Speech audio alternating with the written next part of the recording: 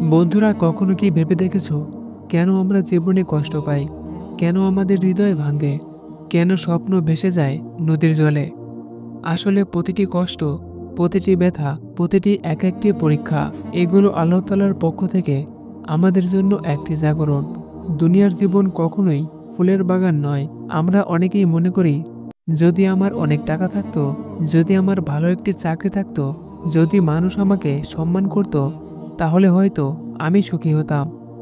কিন্তু আল্লাহ তাআলা কোরআনে বারবার আমাদেরকে স্মরণ করিয়ে দেন যে, আমি তোমাদেরকে অবশ্যই পরীক্ষা করব। কিছু ভয়, ক্ষুধা, সম্পদের অভাব, জানমালের ক্ষতি এবং ফলমূলের ক্ষতি দ্বারা। আর ধৈর্যশীলদের জন্য রয়েছে সুসংবাদ। সূরা বাকারা ১৫৫ নম্বর আয়াত। তাহলে বুঝতে পারছো, তোমার কষ্ট, তোমার সমস্যাগুলো শুধুই পরীক্ষা। এই পরীক্ষা পাশ করতে পারলে জান্নাত তোমার জন্য অপেক্ষা করছে। বন্ধুরা, ধৈর্য হচ্ছে মুসলিমদের সবচেয়ে বড় অস্ত্র। রাসূলুল্লাহ সাল্লাল্লাহু আলাইহি সাল্লাম বলেছেন, ধৈর্য হলো আলো। যদি তুমি অন্ধকারে থাকো, তোমার চোখ কিছুই দেখতে পাচ্ছে না, তখন হঠাৎ এক টুকরো আলো এসে তোমাকে পথ দেখিয়ে দিল। ঠিক সেরকমই ধৈর্য আমাদের জীবনের অন্ধকারে আলো দেখায়। তুমি যখন কষ্টে থাকো, মনে রেখো, প্রতিটি অশ্রুবিন্দুর হিসাব আল্লাহ তাআলা রাখেন। হয়তো তোমার এই ধৈর্যের কারণেই আল্লাহ তাআলা তোমার সমস্ত গুনাহ মাফ করে দেবেন। শয়তান সবসময় আমাদেরকে বলতে থাকে, তুমি ব্যর্থ, তুমি আর পারবে না, তুমি শেষ। কিন্তু আল্লাহ তাআলা বলেন, হে আমার বান্দারা, যারা নিজের উপর জুলুম করছো, তোমরা আল্লাহ তাআলার রহমত থেকে নিরাশ হইও না। নিশ্চয়ই আল্লাহ তাআলা সমস্ত গুনাহ ক্ষমা করেন। তো বন্ধুরা, আল্লাহ তাআলা নিজেই বলেছেন, নিরাশ হইও না। তাহলে কেন হতাশ হবে?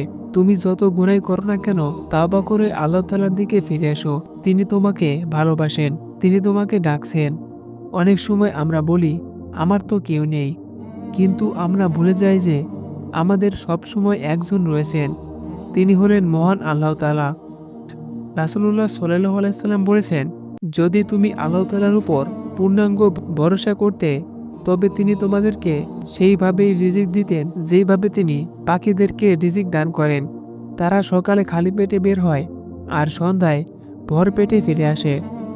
অর্থাৎ আল্লাহ তাআলার উপর ভরসা করো, তিনি তোমার রিজিকের মালিক, তিনি তোমার ভবিষ্যতের মালিক।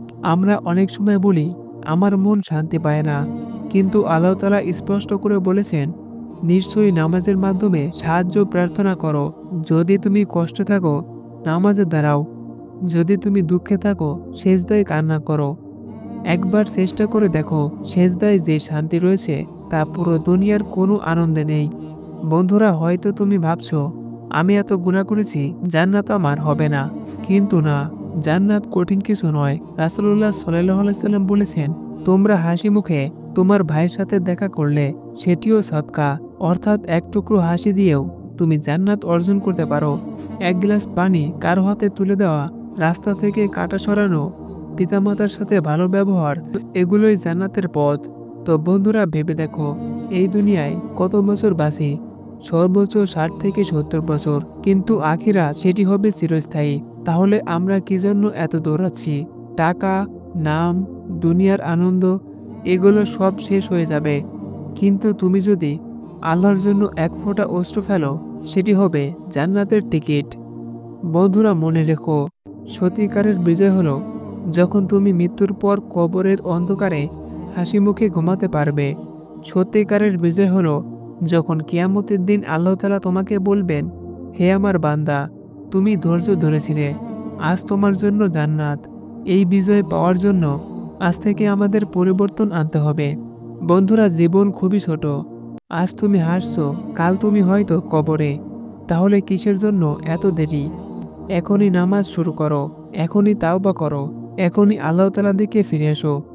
কারণ মনে রেখো, এই পৃথিবীতে সবাই তোমাকে ছেড়ে যেতে পারে, কিন্তু আল্লাহ তাআলা কখনো তোমাকে ছেড়ে যাবেন না।